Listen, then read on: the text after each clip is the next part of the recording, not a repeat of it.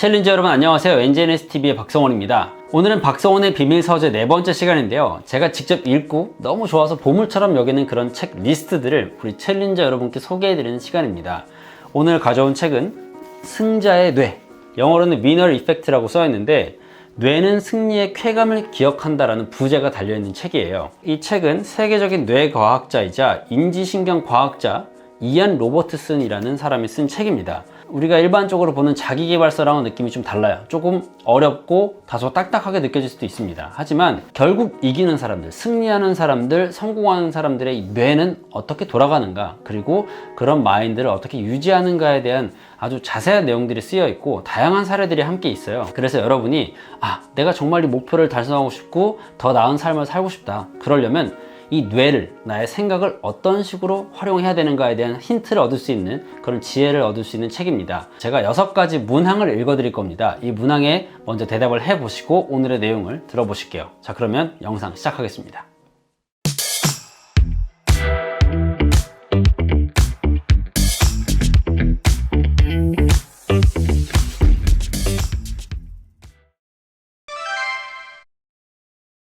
그럼 바로 읽어보겠습니다. 수학 시험이 어렵다고 느낄 때 그 이유가 무엇인가? A. 수학 과목을 충분히 열심히 공부하지 않았기 때문에. B. 문제가 너무 어려웠기 때문에. 2. 시험 성적이 좋게 나왔을 때 그 이유가 무엇인가? A. 시험 준비를 철저하게 잘했기 때문에. B. 시험 문제가 쉬웠기 때문에. 3. 기대했던 것보다 시험 성적이 좋게 나왔을 때 그 이유가 무엇인가? A. 문제를 열심히 풀었기 때문에. B. 다른 사람이 도와줬기 때문에. 4. 어떤 문제를 빠르게 풀었다면 그 이유가 무엇인가? A. 그 문제에 집중했기 때문에. B. 그 문제가 쉬웠기 때문에. 5. 선생님이 가르쳐주신 어떤 걸 잊어먹었을 때 그 이유가 무엇인가? A. 그걸 암기할 정도로 충분히 많이 노력하지 않았기 때문에. B. 그 선생님이 알기 쉽게 설명하지 않았기 때문에. 6. 누군가가 당신을 그다지 똑똑하지 않다고 생각한다면 당신은 어떠할까? A. 노력을 한다면 그 사람의 마음을 바꿀 수 있다. B. 무슨 노력을 어떻게 하든 간에 누군가는 당신을 그다지 똑똑하지 않다고 생각한다. 자, 6개 문항을 읽어드렸는데요. 그냥 간단하게 내가 A인지 B인지 선택을 하셨으면 되는데 그 결과는 제가 조금 이따가 알려드리도록 하겠습니다. 이 6가지 문항은 오하이오에 있는 펠스 연구소의 버지니아 크랜달과 그녀의 동료들이 학생들이 자기가 받는 학과 성적에 대해서 어떻게 생각하는지 알아보기 위해서 무려 1965년도에 고안했던 문항들과 비슷하다고 합니다. 근데 이걸 읽으면서 드는 그냥 개인적인 생각인데 참 세상에 연구소가 많아요. 그렇죠? 이 문항을 가지고 또 다른 교수팀이 연구를 했어요. 1978년에 일리노이 대학교의 캐럴 디에너 교수와 캐럴 드웩이라는 사람들이 아이들이 어려운 문제에 어떻게 접근하는지 알아보기 위한 연구에서 이 문항을 사용했다고 합니다. 자, 그럼 어떤 식으로 연구를 진행했는지 간략하게 설명을 해드리면 일종의 IQ 테스트 같은 걸 진행을 했어요. 이제 아이들을 모아두고 그 IQ 테스트를 진행을 하는데 첫 번째 테스트를 할 때에는 같이 연습을 했습니다. 그러니까 실험을 보조해주는 사람들이 같이 실험을 하면서 뭐 힌트도 알려주고 이렇게 하면 돼, 이렇게 하면 잘할 수 있어 라고 이렇게 가이드를 계속 해줬고요. 또 문제를 풀 때 맞았으면 맞았어 라고 얘기를 해주고 틀렸으면 아니야 그건 틀렸어 라고 이렇게 피드백도 바로바로 해줬습니다. 그래서 참가한 모든 아이들이 똑같은 환경 속에서 이제 같은 과정을 했죠. 그렇게 지도를 받으면서 문제를 잘 풀었습니다. 근데 두 번째 실험을 하나 더 합니다. 근데 그 시험이 다른 게 뭐가 있냐면 원래는 피드백을 바로바로 해줬다고 했잖아요. 이거는 맞았어, 저거는 틀렸어 라고 얘기했는데 두 번째로 진행한 실험에서는 그걸 하지 않았습니다. 대신 이제 20문항을 푸는데 그 중에서 네 번째 문제를 풀 때만 맞았는지 틀렸는지를 알려준 거예요. 그러니까 4번째, 8번째, 12번째 이런 식으로 4의 배수가 되는 문항들만 피드백을 준 겁니다. 자, 그럼 여기서 제가 처음에 읽어드렸던 6가지 문항에 대한 결과를 알려드릴게요.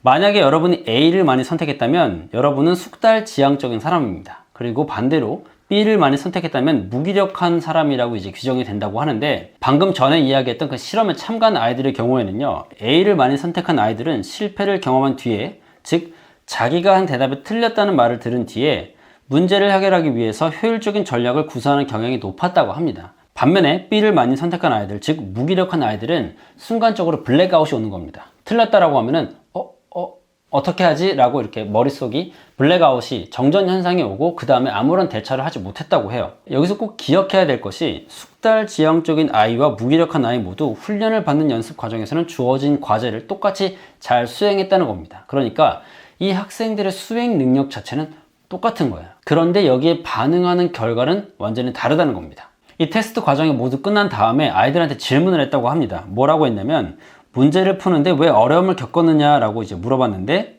B를 많이 선택한 아이들은 절반 이상이 내가 똑똑하지 못해서라고 대답을 했다고 해요. 반면에 A 항목을 선택한 숙달 지향적인 학생들은요, 4분의 1이 자기가 열심히 시도하지 않았기 때문이다, 또는 뭐 운이 나빴다, 문제가 연습할 때보다 어려웠다, 실험 진행자가 공정하지 않았다, 이렇게 얘기를 하고, 중요한 점은 그들 중 누구도 자기가 충분히 똑똑하지 않아서라고 대답하지 않았다는 겁니다. 그러니까 나의 지능의 문제라고 생각하지 않았다는 겁니다. 자, 그럼 지금까지 이야기들을 조금 더 이해하기 쉽게 풀어서 설명을 해보도록 하겠습니다. 그 6가지 문항에서 A 항목을 고른 학생들은 숙달 지향적인 학생들이죠. 숙달 지향적인 학생들은 자기가 문제가 틀렸을 때 내 지능의 문제, 내가 똑똑하지 않아서 그랬다라고 생각하지 않았다고 했습니다. 그보다는 훨씬 더 낙관적이고 내가 노력하면 충분히 극복할 수 있다는 정신 자세를 가지고 있고, 실제로 말도 그렇게 했다고 해요. 내가 침착하게 집중해서 하면 더 잘할 수 있어, 잘 해낼 수 있어 라고 스스로를 다독이면서 노력을 했다고 해요. 반면에 이 B 항목을 선택한 무기력한 그룹의 학생들은요, 자신의 지능,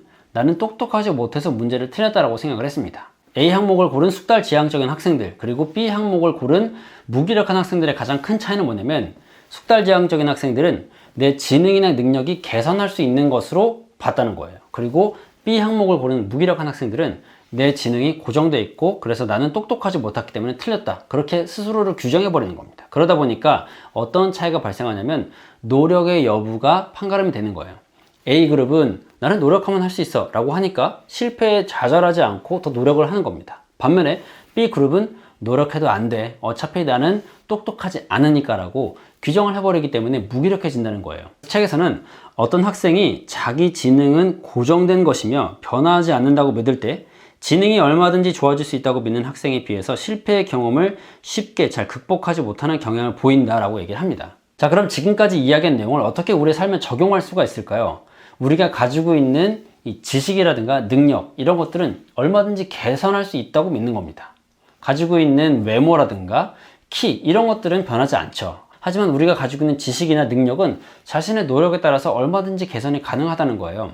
근데 그렇게 생각하는 게 아니라 어차피 나는 안 돼, 내가 할 수 있는 건 여기까지고 노력해봐야 안 되기 때문에 그냥 이대로 사는 게 나아 라고 자기 스스로를 한계에 지어버리면 안 된다는 겁니다. 그래서 확언, 자기 긍정 메시지가 중요하다는 겁니다. 근데 제가 여기서 얘기하는 확언이 그냥 뭐 지금 뭐 나한테 돈이 들어오고 있다, 뭐 나한테 행운이 쏟아져 들어온다, 그런 차원의 것을 이야기하는 게 아니라 자기 스스로가 가지고 있는 잠재력이나 가능성을 한계 짓지 말라는 거죠. 나는 해낼 수 있다, 나는 더 나아질 수 있는 사람이다, 나는 더 높은 것을 성취할 수 있는 사람이다 라고 자기 스스로에게 이야기를 할 수 있고 그런 생각을 할 수 있어야 된다는 겁니다. 무언가에 도전을 했는데 잘 안 됐을 때, 실패로 끝났을 때 이 실패를 어떻게 대하는지가 중요합니다.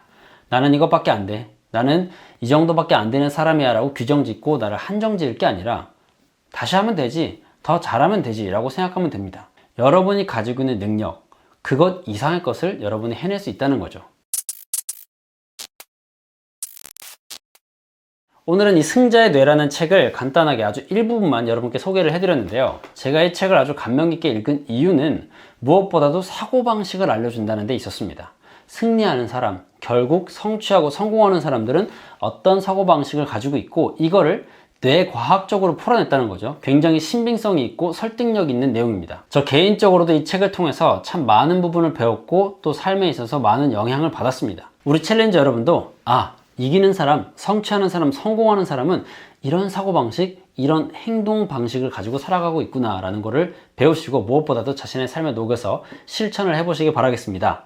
자, 그럼 오늘 준비한 내용 여기까지고요. 저는 또 다음 영상에서 여러분의 삶의 가치를 더하는 유익한 콘텐츠를 들고 찾아오겠습니다. 고맙습니다.